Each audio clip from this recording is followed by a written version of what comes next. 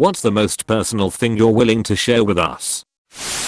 Ever since I've become physically disabled, I feel like a huge burden on everyone in my life. If I weren't married, I'd just kill myself. My family wouldn't have to support me, and I wouldn't have to be in constant pain, missing my functioning body and ability to work. I literally miss being able to work retail, and retail is a special hell of its own lol. I'm still in my 20s, and can barely walk even with my cane some days. I spent 23 years of my life in constant movement doing physical jobs, hobbies, everything. And now I have to relearn life without that. Oh, and in its place crippling pain.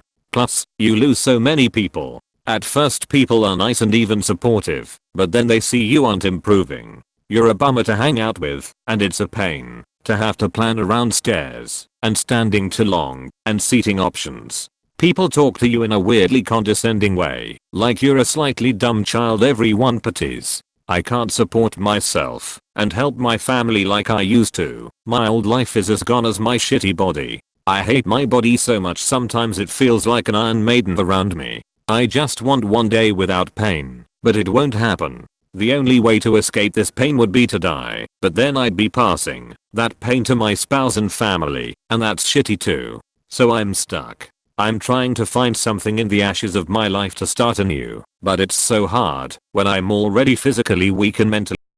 I just don't know what to do anymore. Edit. I just want to thank everyone who has offered support and advice. This has been the most supported and listened to I've felt in years. Thank you 3. Today I cut contact with my ex-girlfriend for the sake of my mental health. I'm actually already feeling better. Edit. First off, thanks for the gold and all the upvotes. I didn't expect that lol. Second, I need to clarify, my ex isn't and wasn't abusive. She's actually a really good person. I wanted to try and be friends like she wanted, but I really couldn't. I decided that the healthiest thing for both of us is to just stop talking. I have no ill will towards her. Those of you in a similar situation, I applaud you for being this strong. Best wishes.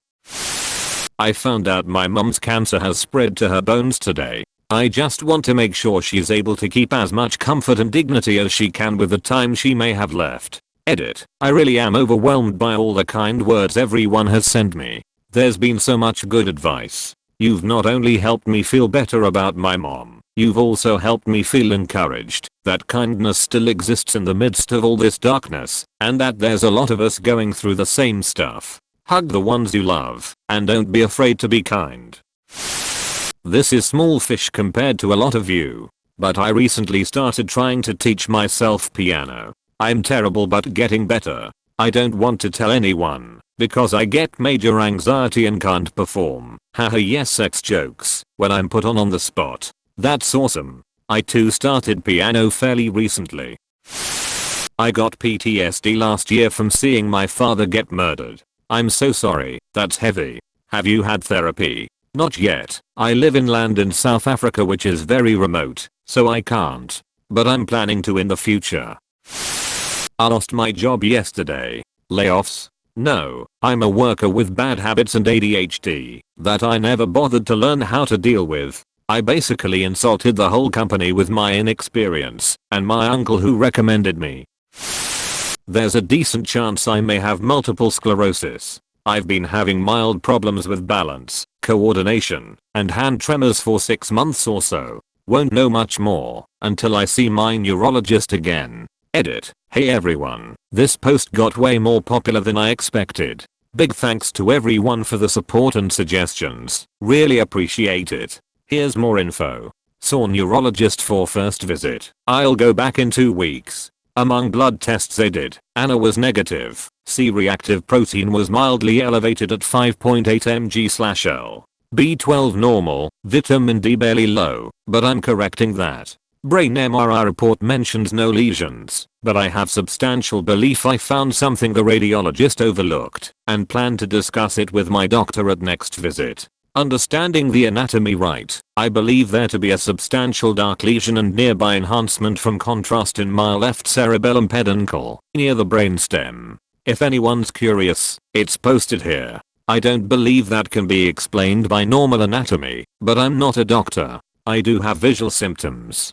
My night vision is a bit degraded. I notice blurriness, especially around lights. I seem to have normal vision during daytime. Not sure about color balance, or if one eye is worse than the other. Edit 2. I believe my color vision is slightly worse in my left eye. When I compare the two, colors look slightly dull. Had a nuclear scan of dopamine centers to rule out Parkinson's. It was negative. Even if I'm right and what I found is a lesion, it's only one lesion and I know the diagnosis process can be complicated.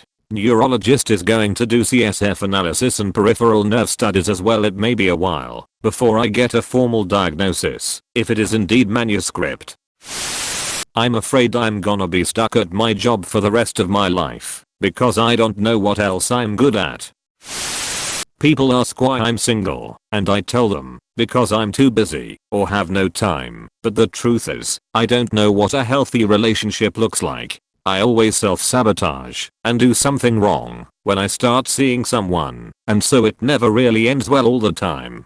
I prefer to be alone, since at least I don't get hurt. I'm deeply similar. I'm terrified of being hurt, and even more so of hurting others. Being vulnerable just isn't something I'm good at when not anonymous.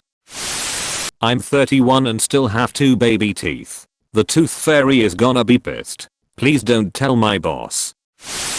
I'm 3.5 years into the career I dreamed about as a child and I can't ducking stand it anymore. I have no backup plan, and I feel guilty that so many people I cared about cheered me on to follow my dreams. Edit. The field is graphic design and I've just started working at my third company. What I'm most struggling with is the work we are assigned to do is dull subject matter and all creativity is sucked out by client amendments. Throughout all the companies the design team is villainized by the more client-facing roles and sales teams, with their team leaders often accusing us of insubordination for trying to uphold the brand guidelines. We work long extra hours with no reimbursement or praise, and I'm really feeling the burnout. I sharted on a blanket and threw it away. I played dumb to my girlfriend for about a half a year, while she was constantly puzzled as to what happened to the blanket every time we sat down on the couch to watch TV. I finally broke down and confessed. I don't tell my friends, but they are pretty much the biggest thing keeping my anxiety and depression at bay, and I really appreciate them for it. I'd like to tell them, but don't know how to bring it up. Tell people you appreciate them while you can. Life is short. We are here today, and tomorrow we are gone. Tell the people you love how much they mean to you, while you have the opportunity to. I didn't cry when I found out one of my friends from high school killed himself. It was almost half a year ago and not one tear has leaked yet. I knew him for years. We took our black belt tests together, and I was the stage manager for the high school theater and he did lighting. I had to break the news to so many people, and yet I felt no sadness. As a guy who attempted the same thing not a year previously, I'm still frustrated at my lack of emotion towards it all, especially when I see my/our friends posting about how much they still miss him.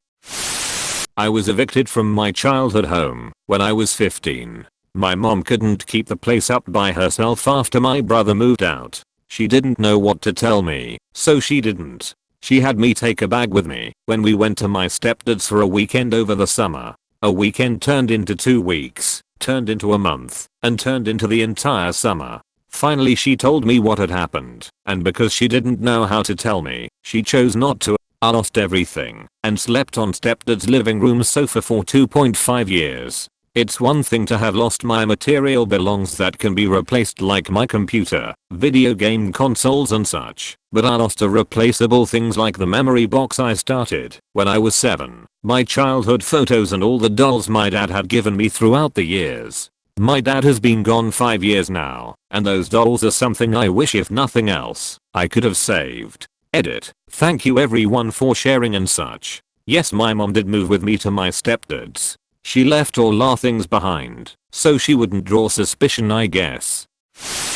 Whenever I'm alone with my own thoughts, I can shift moods in legitimate seconds. 1 second I'll be dancing around my room super happy and the next moment I'll be bawling on the floor hating myself. It's a literal emotional roller coaster. Edit. I did not expect anyone to see this, let alone getting this much support. I've never thought about seeing a doctor for this, but with all these suggestions I think that I will soon.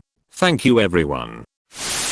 I once dreamt I had sex with a biscuit, then got pregnant. I'm male. Edit. Also in the dream the biscuit was male, and I was female. Edit. It was an Anzac biscuit. This reminds me of a dream where I, male, got prego from someone holding me down and farting into my asshole. I woke up and had cum. Needless to say, still very confused by it. Edit. Really 5 years on here. My highest comment, karma, and first gold is for a fart impregnating wet dream. God, I love and despise you all.